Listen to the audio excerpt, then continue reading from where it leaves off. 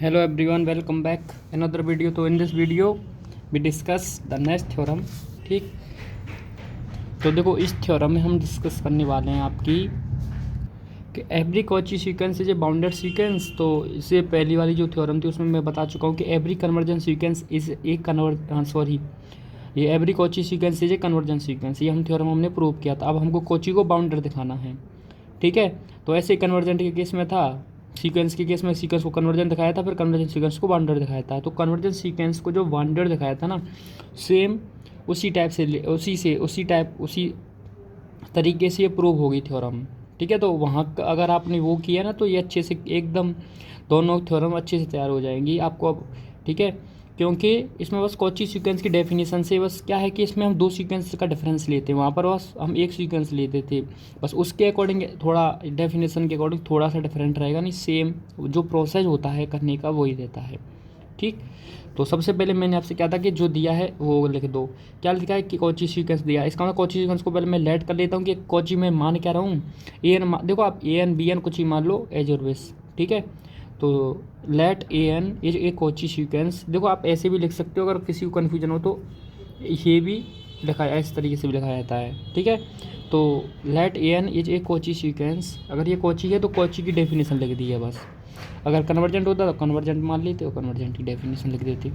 ठीक, तो ये हमारा कॉची सीक्वेंस है। तो then for epsilon exist a corresponding positivity and not dependent option. ये हमें लास्ट वीडियो में सारी चीज़ें कर ही चुका हूँ कि क्या क्या होता है।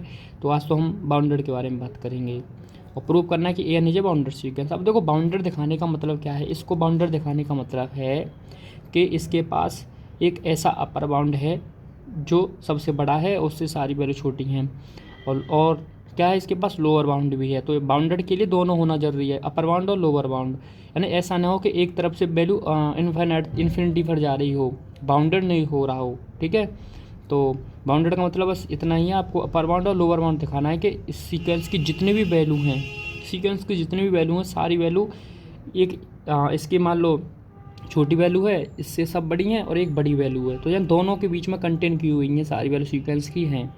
ठीक है, तो उसी को बोलते थे हम बाउंडेड सीक्वेंस। तो ये हमको दिखाना पड़ेगा इस सीक्वेंस की कि ये टर्म देखो ये बाउंडेड हैं, ये इसका अपर बाउंड ये लोअर बाउंड। ठीक, ये तो देखो इसको प्रूव करने के वैसे थोड़ा सा मैं अगर आपको वो बताऊं, जो मैं आपको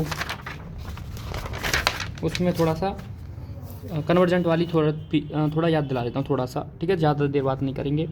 सीक्वेंस जैसे mod of a n minus l less than epsilon था ये फॉर ऑल ए एन। ठीक है, आपका n greater than equal to m. तो अब इसमें मैंने आपसे कहा था कि जैसे मैंने आपको बताया था कि कोई मोड एक्स अगर लेस देन एप्सिलॉन है, ठीक है, तो इसको कैसे लिखते हैं हम, माइनस ए। अगर इसका मोड हटाना हो तो ये इस तरीके से लिखा जाता है, माइनस ए और एक्स और ए के बीच में रहता है एक्स, ऐसे इस तरीके से। अब इसको भी इस तरीके से आप लिखोगे तो ये भी क्या हो जाएगा, माइनस एप्सिलॉन से a n minus l plus epsilon के बीच में। अब इसमें एल दोनों तरफ कर दो, एल दोनों तरफ ऐड करोगे तो ये एल इस तरीके से हो जाएगा। इसका मतलब जिसकी बात कर रहे थे सीक्वेंस की वो आ गया। ठीक है, अब देखो ये सीक्वेंस क्या दिखा रहा है कि एल माइनस एप्सिलॉन और एल प्लस एप्सिलॉन के बीच में है।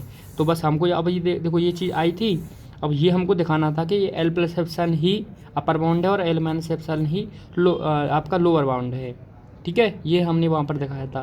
तो यहाँ पर भी सेम उसी तरीके से काम करेंगे। तो उसके लिए क्या करते हैं हम, देखो एम को एन नॉट मान लेते हैं, क्योंकि एन नॉट भी तो एक कोई नंबर ही तो है। एन नॉट क्या है कि जो सीक्वेंस मान लो जो सीक्वेंस की वैल्यू है जिस पॉइंट पर मान लो जिस पॉइंट पर कन्वर्ट किया सीक्वेंस, और उस पॉइंट के आसपास जो उसका नेबरहुड है उसमें सारी वैल्यू जितनी भी जा रही हैं उसका एक वैल्यू मैंने उठाई, पिकअप कर ली है, पिक की है जो वैल्यू, वो एन नॉट पिक की थी, आप एम पिक कर लो, आप एम नॉट पिक कर लो। ठीक है, तो बस ये क्या है, एक वैल्यू है, एक इंटीजर है, तो हम कुछ ही मान सकते हैं। इसका मतलब यहाँ पर मैंने एम को एन नॉट मान लिया। ठीक है, और इन इक्वेशन फर्स्ट में पुट कर दिया, तो उसमें क्या होगा, बस एम के ऊपर एन नॉट आ जाएगा। तो a n minus a n not less than epsilon और n greater than equal to n not हो जाएगा। एंड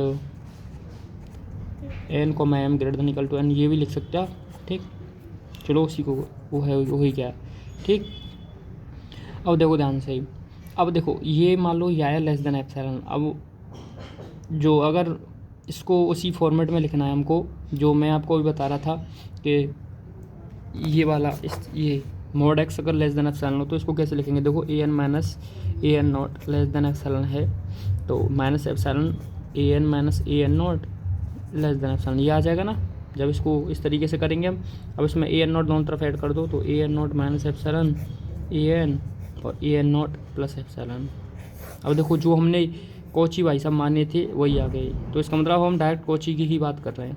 तो ये अब हमको दिखाना है कि a n not plus epsilon ये किसका अपर बाउंड है, इसका लोअर बाउंड है ये, और इसके बीच कन्वर्ट जो भी हमारा कॉची सीक्वेंस है इसकी जितनी भी वैल्यू है, ठीक है, जिस वैल्यू पर कन्वर्ट कर रहा है वो सारी वैल्यू इन दोनों के बीच में है, तो ये हो जाएगा बाउंडेड। ठीक, ये काम करना होगा बस इतना। ठीक, तो देखो अब ध्यान से, तो यहाँ से ये कैसे आया ये तो आपको पता ही चलेगा, अभी मैंने आपको करके दिखा दिया था। ठीक है, अब इसका मतलब देखो ये ए एन बिलोंग्स टू इतना होता है, ये क्या है नेबरहुड ये तो है, तो देखो यहाँ पर ये जो आपको दिख रहा है ये ओपन इंटरवल है, ओपन इंटरवल का यूज करेंगे क्योंकि यहाँ पर आपका जो इक्वलिटी है ये लेस देन इक्वल टू या लेस देन इक्वल टू वाली नहीं है, अगर ये होती तो यह क्लोज इंटरवल आता है, आपको पता होगा। ठीक है, तो ये इस तरीके से लिखा जा सकता है कि ए एन बिलोंग करेगा ए नॉट माइनस, ये देखो बात सेम ही तो है, ए एन जो है की वैल्यू इन दोनों के बीच में कहीं ना कहीं बिलोंग करेगी। ठीक है, इन दोनों के बीच में ही कहीं होगी। अब देखो ध्यान से, मैंने वहाँ पर आपसे एक चीज़ और मैंने आपको जब वो थ्योरम समझा रहा था तो मैंने कहा था कि ये ये देखो कौन सी वैल्यू तो ये कंटेन करेगा, कौन सी वैल्यू तो हमें पता है कि ये इनको तो कंटेन करेगा ही करेगा, पर लेकिन कुछ वैल्यू ऐसी होंगी जिनको वो, जैसे मैंने आपको बताया था कि इससे समझाता हूँ कि mod of ear minus less than epsilon है for all n greater than equal to m. ये देखो एम क्या है, हम चूज करते हैं कोई वैल्यू, एम मान लो मैंने 10 दे दी एम, तो इसका मतलब जो एन सीक्वेंस है वो 10 से स्टार्ट होगा, A10 A11 A12 A13। तो इसका मतलब ये तो हमको पता है कि ये जो सारी वैल्यू हैं, ये जो सारी वैल्यू जितने भी होंगी M10 से ग्रेटर देन, वो सारी वैल्यू इससे लेस देन होंगी ए एन नॉट प्लस एप्सिलॉन। इसके केस कॉची के बारे में, अगर कॉची से ले लो डेफिनेशन कोई दिक्कत नहीं है, तो कॉची के केस में भी सेम वही चीज़ रहेगी, बस क्या है ये आपका a n minus a n not less than epsilon for all n greater than equal to n not, ये है। ठीक है, तो एन नॉट मान लो आप कुछ भी मान लो, एन नॉट आपने 10 ले लिया, इसका मतलब जो एन होगा वो 10 से स्टार्ट होगा sequence, A10 A11 A12 A13 A14 इस तरीके से चलता जाएगा। तो ये वैल्यू, इस वैल्यू की तो हमको पता है, ये जो वैल्यू हैं इन वैल्यूओं की तो हमें पता है कि इनका जो अपर बाउंड है इनसे जो सबसे बड़ा है, इनमें सबसे बड़ा क्या है, ये तो हम यहाँ से निकाल लेते हैं कि a n not plus epsilon है इन सब का बड़ा। ठीक है, ये इन टर्म में जो भी ये सीक्वेंस की जो हम मान लेकर चल रहे हैं कि n greater than equal to n not, क्योंकि एन नॉट हम चूज करते हैं वहाँ से वैल्यू स्टार्ट हो जाती है सीक्वेंस की, तो एन नॉट 10 से करेंगे तो स्टार्ट हो जाएगा, एन नॉट आप कुछ भी चूज कर लो। ठीक है, डिपेंड ऑन हम पर डिपेंड होता है ना कि ये हम वैल्यू यहाँ से देख रहे हैं। अब देखो ध्यान से, अब पर लेकिन बात है कि जो A9 होगा A8 होगा A7 होगा इनका क्या ऐसा, अब ये हमको कन्फर्म यानी कन्फर्म नहीं है कि ये जो टर्म होंगे मान लो A1 A2 A3 ये वाले टर्म जो होंगे, जो आपके ए एन नॉट से छोटे वाले यानी n not minus one, n not minus ये एन नॉट से छोटे वाले जो टर्म होंगे, इससे पहले वाले जो टर्म होंगे वो टर्म भी इससे छोटे होंगे ए एन नॉट प्लस एप्सिलॉन से, ये हमको दिखाना पड़ेगा उसको कि ये वाले टर्म इससे छोटे होंगे। तो इसके लिए हम क्या करते हैं कि मान लेते हैं, लेट कर लेते हैं कि ये वाले टर्म भी क्या है, हम क्या करते हैं कि एक अपर बाउंड अपने से मान लेते हैं कि एक अपर बाउंड है वो इस तरीके से एग्जिस्ट कर रहा है कि वो इनसे भी बड़ा है और इनसे भी बड़ा है। अब इन सब से कौन सा बड़ा, ए एन नॉट प्लस एप्सिलॉन, तो इसके लिए इन सब के लिए तो हम ये यूज कर लेते हैं, तो इसका बड़ा होना का मतलब इन सब से बड़ा होना, और इनको हम दिखा देते हैं कि ये टर्म और हैं इसके अंदर, इस सीक्वेंस के अंदर इसका एक मैक्सिमम है बस। फिर मिनिमम के लिए क्या करते हैं, इनका तो हमें पता है कि ये जो टर्म है वो इससे बड़े हैं ए नॉट माइनस एप्सिलॉन से, पर लेकिन इनका नहीं पता कि ये बड़े हैं या नहीं है, तो इसके लिए फिर हम एक मिनिमम मान लेते हैं, बस मानने का काम होता है। लेट मान लिया कि ये जो टर्म है ये सब बड़े हैं इससे ए नॉट माइनस एप्सिलॉन से, बस इतना होता है। ठीक है, तो बहुत सिंपल थ्योरम है, कोई ज़्यादा टफ नहीं है थ्योरम आपकी। तो अब देखो ये आपका a n not minus epsilon a n not plus epsilon, ये भी आप समझ सकते हो ना, क्योंकि जो ए सीक्वेंस की जो वैल्यू होगी इन ये दोनों तो नहीं होंगे पर लेकिन इनके बीच वाली वैल्यू होंगी, तो फिर इनका क्या होगा a not plus epsilon a not, इसका मतलब वही सारी चीज़ें यहाँ पर रहेंगी कि जो A1 होगा आपका, ठीक है। तो a n not minus epsilon और a n not plus epsilon, अब इनके जब जब आप वैल्यू दोगे, जैसे A1 A2 जो मैंने आपको बताया था अभी, अब ए एन नॉट माइनस वन यानी ए एन नॉट से छोटे वाले जितने भी टर्म होंगे वो टर्म को हमको दिखाना पड़ेगा कि वो भी छोटे हैं या बड़े हैं उनसे, ठीक है।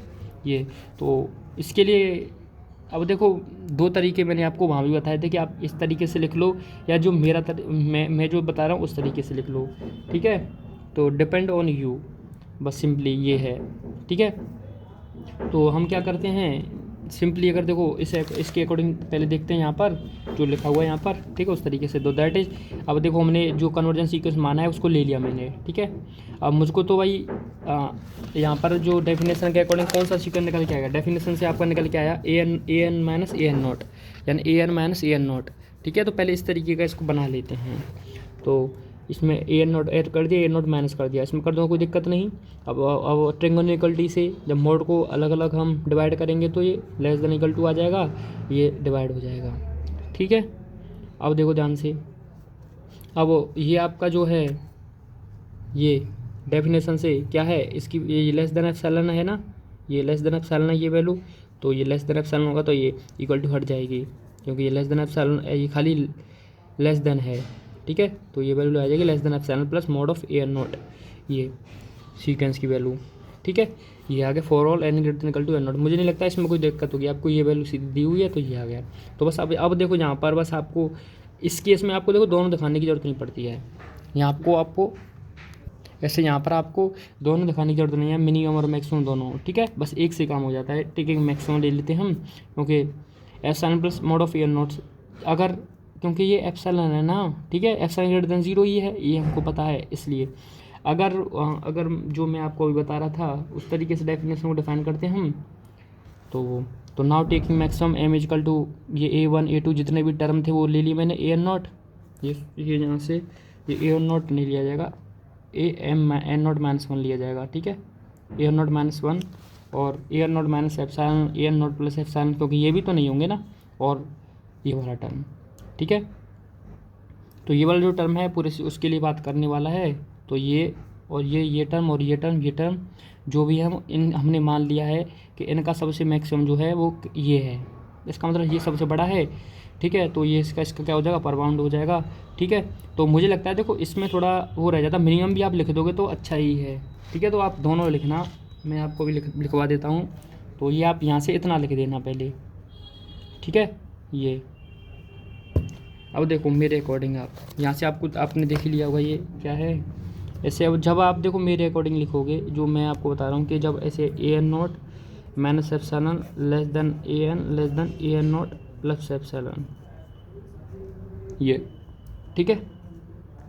तो इसको कैसे लिखोगे आप, इसको लिखने के लिए सिंपल आप क्या करोगे, नाउ टेकिंग एम मैक्सिमम, ठीक है। मैं एक ऐसा मैक्सिमम चूज कर रहा हूँ आपका, ठीक, एक ऐसा मैक्सिमम चूज कर रहा हूँ, एक मिनट, तो एक ऐसा मैक्सिमम चूज कर रहा हूँ जिसके अंदर A1 A2 dot dot dot n not ही तो है। तो इससे पहले वाला टर्म क्या हो जाएगा, ए नॉट माइनस वन, फिर इससे बाद छोटा वाला ए नॉट 2 3, ऐसे करते जाओगे तो छोटे टर्म आ जाएंगे। तो ए नॉट माइनस वन, इतने टर्म इसने ले लिए। और इन सब टर्म के लिए क्या यूज कर सकते हैं हम, ए नॉट प्लस एप्सिलॉन और ए नॉट प्लस एप्सिलॉन, बस इतने टर्म आपको यूज करने की ज़रूरत है। क्योंकि इनके लिए तो ये आ गया और ये टर्म हो गए। तो ये टर्म इनसे सबसे बड़ा मैक्सिमम है कैपिटल एम, ये हमने मान लिया कि ये इसका सबसे बड़ा है इन सब में। तो इसका मतलब ये सबसे बड़ा है तो ये अपर बाउंड हो गया, इसका अपर बाउंड हो गया, तो इसका मतलब अपर से ऊपर से बाउंडेड हो गया हमारा सीक्वेंस, ठीक है। ये यहाँ से इतना आ गया इसकी डेफिनेशन से। अब नाउ टेकिंग ये स्मॉल एम ले लूँ जो आपका मिनिमम होगा, और अगर वो मिनिमम होगा तो इसका मतलब वो हमको दिखाना पड़ेगा कि कौन कौन से टर्म उसके, ठीक। तो उसके लिए क्या करेंगे, इन सब ये टर्म जो है बड़े हैं, किससे बड़े हैं, ए नॉट माइनस एप्सिलॉन से, इसकी डेफिनेशन बता दी है तो, ठीक है। पर लेकिन इन टर्म का क्या, फिर इन टर्म को भी हम दिखा देते हैं कि A1 A2 a n not minus one, और फिर आपका आ जाता है a n not minus epsilon, ठीक है, ये आ गया। तो अब इससे क्या हो गया ये इसका मिनिमम हो गया। अब जो देखो ये लिखा था ये सही था, कोई दिक्कत नहीं थी, क्योंकि देखो इसमें ए नॉट माइनस वन हो गया, ए नॉट माइनस एप्सिलॉन था जो हमने लिखा था, देखो ए नॉट प्लस एप्सिलॉन, तो इसमें से सारे टर्म लिख दिए हैं। और अब अगर आप अलग से दिखाना चाहो तो ऐसे दिखा सकते हो, अगर दोनों कंपाउंड करोगे तो वो वही आ जाएगा जो लिखा हुआ है, ठीक है। तो डिपेंड ऑन यू, तो इतना तो आपको यहाँ तक लिखना है। उसके बाद आप ये लिख सकते हो दोनों अलग अलग आपको। अब देखो अगर ये इसके पास अपर बाउंड भी है, लोअर बाउंड भी है, इसका मतलब ये क्या बाउंडेड हो गया। बाउंडेड हो गया तो इसका मतलब हम दिखा सकते हैं कि मॉड ऑफ ए एन जो होगा वो लेस देन होगा कैपिटल एम से। कैपिटल एम से लेस देन का होने का मतलब ये अपर बाउंड है इसका, तो ये सबसे बड़ी वैल्यू होगी इसकी। For all n is greater than equal to n not, अगर इसकी ये सबसे बड़ी वैल्यू है और स्मॉल एम ही सबसे छोटी वैल्यू है। जब आप देखो ये लिख रहे हो सिर्फ ओनली, तो ये लिखना बस ओनली, और जब आप ये दोनों लिख रहे हो तो ये लिख देना, ठीक है। स्मॉल एम ये इससे बड़ा होगा मॉड ऑफ एन ये, ठीक। तो इससे ये प्रूव होता है कि मॉड ऑफ एन क्या हो गया, ये बाउंडेड हो गया, क्योंकि इसके पास अपर बाउंड भी है लोअर बाउंड भी है, बाउंडेड सीक्वेंस। अब देखो इसका देखो कन्वर्स क्या कहता है, तो देखो कन्वर्स इसका नीड नोट भी ऐसे उसमें कन्वर्जेंट में नहीं था कि अगर बाउंडेड है तो कन्वर्जेंट होगा या नहीं होगा, तो ये कंफर्म नहीं है कि अगर कोई सीक्वेंस अगर बाउंडेड है तो कन्वर्जेंट होगा ही, या अगर वो बाउंडेड है तो वो कोची होगा ही, ये ये हर केस में नहीं होगा। और कौन से केस में नहीं होगा वो आपको दिखाना होता है। तो देखो -1 की पावर n जो मैंने वहाँ पर एग्जांपल दिया था वही आप यहाँ पर ले लो, क्योंकि हमको पता है कि मॉड ऑफ -1 की पावर n जो सीक्वेंस है ये क्या है हमारा बाउंडेड सीक्वेंस है, क्योंकि इसके पास अपर बाउंड लोअर बाउंड -1 होता है और अपर बाउंड 1 होता है, तो इसका मतलब बाउंडेड तो है, पर लेकिन ये सीक्वेंस आपका कोची सीक्वेंस नहीं है, ठीक है। तो ये आप लिख सकते हो यहाँ पर, बस एग्जांपल देना होता है आपको, इतना और कुछ नहीं। अगर आपको converse need not be true भी देना है, ठीक। तो आई होप आपको ये सारी चीज़ क्लियर होंगी। अब नेक्स्ट वीडियो में हम डिस्कस करेंगे अलजेब्रा ऑफ सीक्वेंस। तो यहाँ से क्वेश्चन ये इंपॉर्टेंट क्यों है कि अलजेब्रा ऑफ सीक्वेंस भी है, अलजेब्रा ऑफ लिमिट भी है, अलजेब्रा ऑफ कंटिन्यूटी भी है। तो अलजेब्रा ऑफ लिमिट और कंटिन्यूटी वो तो मैं आपको पढ़ा चुका हूँ, आप देख लेना, यूट्यूब पर आपको मिल जाएगा।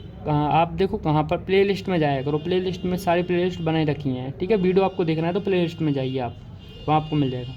तो अलजेब्रा ऑफ सीक्वेंस डिस्कस करते हैं कल, important very very most important होगा आपका ये हम बात करेंगे नेक्स्ट वीडियो में, ठीक। फिर इसका मोनोटोनिक सीक्वेंस बचेगा आपका ये टॉपिक, बस इसमें 2 थ्योरम बहुत इंपॉर्टेंट हैं, ठीक। तो बस इतना ही है आपका ये, उसके बाद मिलते हैं आपसे नेक्स्ट वीडियो में। Thank you.